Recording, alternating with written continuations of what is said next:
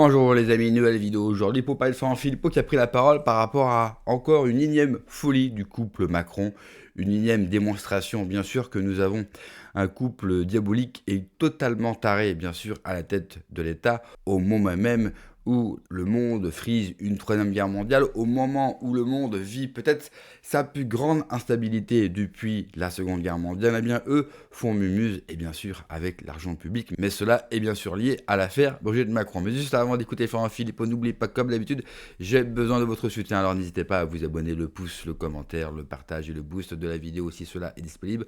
Je remercie tous les donateurs et je remercie tous ceux qui m'ont suivi sur Patreon. Vous savez, Patreon c'est une plateforme avec une liberté d'expression totale et vous avez du contenu exclusif. On écoute l'extrait et on en parle juste après. Des fiestas indécentes, tout l'écosystème du pouvoir qui s'imbrique, de l'argent dilapidé, l'argent public, des mensonges et des oppositions qui, entre guillemets, qui dorment. Qu'est-ce que ça veut dire de l'hubris de Macron, de sa folie des grandeurs, de ce qu'il veut faire? Bon, alors, d'abord, ça dérape dans tous les sens. Au niveau de la représentation officielle, comme en privé. Représentation officielle, ce 2 mars. On a étudié, c'est la vidéo d'hier sur cette chaîne, allez la voir, très très importante. On a étudié le discours de Macron sur la dissuasion nucléaire. Je vous ai parlé de sa germanisation, son européanisation. Encore une fois, c'est la vidéo de ce 3 mars sur cette chaîne. Allez la voir si vous ne l'avez pas vue, hein, après celle-là. Donc là, mais avant cela, il y a eu une mise en scène, un décorum. Quand Macron s'est rendu à l'île Longue, au large de Brest, il est arrivé en Falcon présidentiel, mais escorté de 4 avions de chasse Rafale qui étaient armés, plus un avion devant pour filmer, et tout ça a été retransmis en direct. Il ne nous avait jamais fait ça. Pour aller au large, je le rappelle, de Brest. Une mise en scène qui témoigne d'une folie des grandeurs. Le caïd de guerre, même plus le chef de guerre. Le chef caïd de guerre.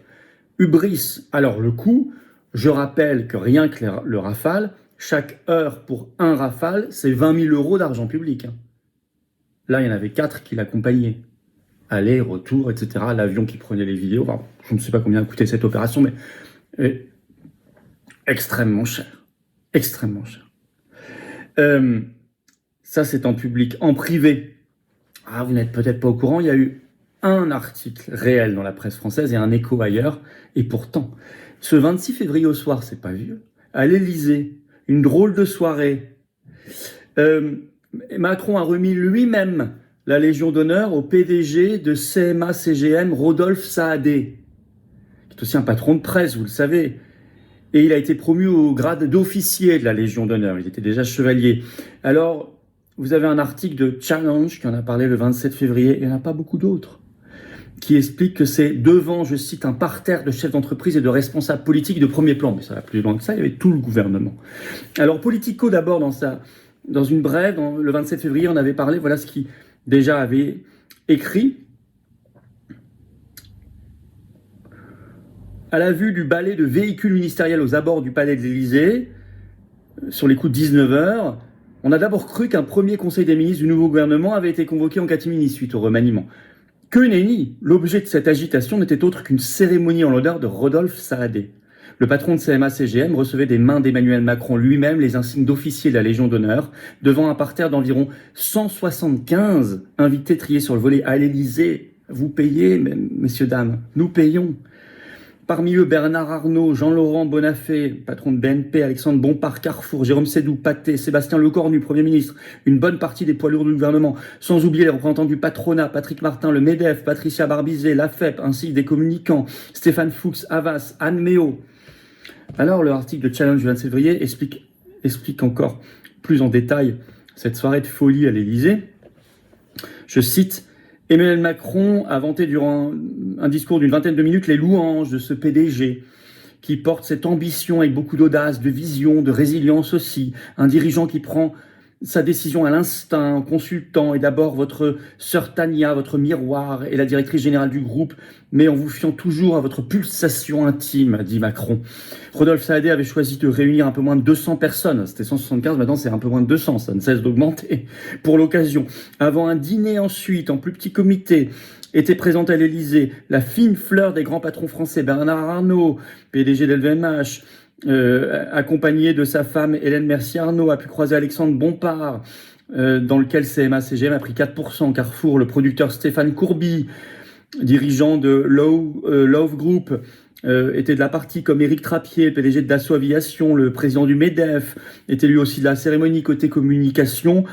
Anne Méo, dirigeante d'Image 7, Stéphane Fuchs d'Avas était présent. Le gouvernement était, lui, réuni presque au complet. C'est quand même incroyable de réunir presque au complet le gouvernement pour une remise de Légion d'honneur. Pour écouter le président de la République, le Premier ministre Sébastien Lecornu, les ministres de la Justice, Darmanin, de l'Intérieur, Nunez, Laurent Lescure à l'économie, Jean-Noël Barrot, ministre de l'Europe et des Affaires étrangères, ont assisté à la cérémonie. Macron a poursuivi son discours en dressant le portrait d'un négociateur hors pair. Vous êtes le premier commercial du groupe, gouvernant ainsi un empire sur lequel le soleil ne se couche jamais. Ce qui, en parfait insomniaque, ne vous incommode pas trop. Enfin, c'était la brosse à relire. On a l'impression qu'il s'adressait au roi des rois. C'était tout à fait extraordinaire. Bon, ça, alors le coup, tout ça. Je vous avais fait une vidéo aussi assez récemment sur cette chaîne sur une autre soirée complètement délirante. Et vous remarquez que ces soirées-là, vous avez un article ensuite. Alors vous avez tout le gouvernement, tout le CAC 40. Enfin. Alors il n'y a pas que ça. Pendant que la famille Macron fait mumuse à nos frais, à vos frais, et ment. Et là, on rentre dans le bizarre. Toujours avec notre argent. Mais là, on parle des filles de Brigitte Macron. Alors, c'était à l'honneur Laurence Auzière. Vous savez, elle a déjà été tout récemment épinglée dans un article du Canard enchaîné pour avoir exposé à l'Institut du monde arabe à la demande de Jack Lang, toutes les histoires Epstein, il n'y a pas longtemps, en 2024. Mais alors, sous un autre, enfin, pas un faux nom, le nom de son mari, Laurence Auzière, eh bien, le 2 mars, à l'hôtel Marois, c'est dans le 8e arrondissement de Paris, Cossu, il y avait un défilé organisé à l'occasion de son exposition artistique, parce qu'elle exposait des tableaux. Ça nous a été raconté par Paris Match, ce 2 mars, avec moult VIP, moult vidéos également, et photos dans toute la presse et la presse People. Il y avait sa sœur, Tiffany Auzière, qui était là aussi. Et puis il y avait, normalement elle a appelé en FaceTime, en vidéo, sur le téléphone, elle montrait à tout le monde, il y avait Brigitte. Il y avait Brigitte Macron, dans beaucoup de paillettes, de clinquants et de danse. Alors Midi Libre a sorti un article ce 3 mars. Le titre « Elle ne peut pas se déplacer ». Brigitte Macron opérée en urgence. Qu'arrive-t-il à la Première Dame ? Première Dame, terme qui n'existe pas. Hein. Florian a totalement raison, bien sûr, de vous partager cette énième polémique et gaspillage d'argent public. Mais, quelque part, je ne peux pas m'empêcher de me dire à quoi ça sert ? À quoi cela sert ? Je parle, il parle à des gens convaincus. J'imagine que ceux qui vont regarder cette vidéo ne sont pas des macronistes. Parce qu'on peut dénoncer tous les scandales possibles, et ce qui est bien avec la Macronie, c'est qu'ils nous offrent quasiment un scandale par jour. Mais regardez le silence assourdissant des Français. On a appris il y a quelques jours que nous allons donner des ogives nucléaires, notre arme nucléaire, à des pays voisins, et notamment l'Allemagne. Je vous rappelle que nos ancêtres sont morts contre ce pays. Aucune réaction. Il y a la guerre en Iran. La première chose qu'ont fait les Français, c'est aller remplir des jerrycans d'essence, des bidons d'essence, tels de petits consommateurs, qui ont oublié leur identité. L'identité, c'est pas un gros mot. Qu'est-ce qu'est l'identité ? C'est un héritage. Un héritage que nos ancêtres, les uns après les autres, nous ont légué. Et cet héritage, aujourd'hui, à nous Français, nous permet de vivre dans un pays en paix et dans un pays magnifique. Un pays qu'ils ont forgé de leurs mains, un pays pour lequel ils sont morts. Mais le Français d'aujourd'hui, le Français de 2026, le citoyen de la République française, le Français dans ce monde capitaliste et libéral, lui, n'y voit que sa petite personne. Alors ce n'est pas de la faute des Français, on leur a mis ça bien sûr dans la tête et cela a fonctionné. Bravo. Bravo à nos ennemis. Parce qu'on a beau dénoncer toutes les choses les plus horribles, en ce moment, moi j'essaie de le faire sur tout ce qui va être pédocriminalité, rites sataniques, sur les loges. Florian le fait aussi, et c'est très bien, il faut le faire, il faut continuer. Mais c'est vrai que quelquefois, je me demande à quoi cela sert. Parce que les Français, dans leur ensemble, il n'y a pas non plus une grande réaction. Alors, mettons de côté, par exemple, les Français dans leur ensemble, parce qu'on sait très bien que les changements viennent d'une minorité agissante. Parlons-en de la minorité. Allez, minorité, nous sommes minorité, mais nous ne sommes pas agissants. Prenez le cas du RN. Ils ont déclaré aujourd'hui, Jean-Philippe Tanguy notamment sur Europe 1, que Emmanuel Macron avait été à la hauteur lors de son discours sur notre armement nucléaire. Donc Emmanuel Macron a été à la hauteur de donner notre arme à d'autres pays. Alors Macron ne l'a pas vraiment dit. En fait, c'est le chancelier allemand qui a vendu la mèche quelques minutes plus tard, lors d'un tweet, où il nous révèle qu'ils ont créé, et oui, un conseil franco-allemand sur l'arme nucléaire. Donc nous, on va créer un conseil sur l'arme nucléaire avec d'autres qui ne l'ont pas.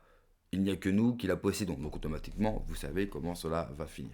Et il n'y a aucune réaction. Ce pays devient dangereux. On touche à leurs enfants, on prend leur pays, et cela n'émeut personne. Il n'y a aucune colère. Alors bien sûr, on pourrait se dire, oui, mais dans tous les pays, ou dans la plupart des pays du monde, cela se passerait ainsi, quoi.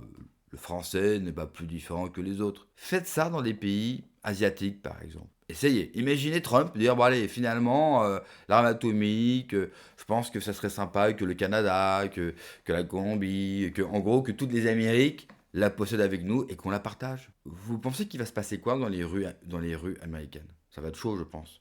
Faites ça en Corée du Sud, faites ça au Japon, faites ça dans tous les pays sérieux dans le monde. Donc les pays indépendants. Un pays sérieux, c'est un pays indépendant.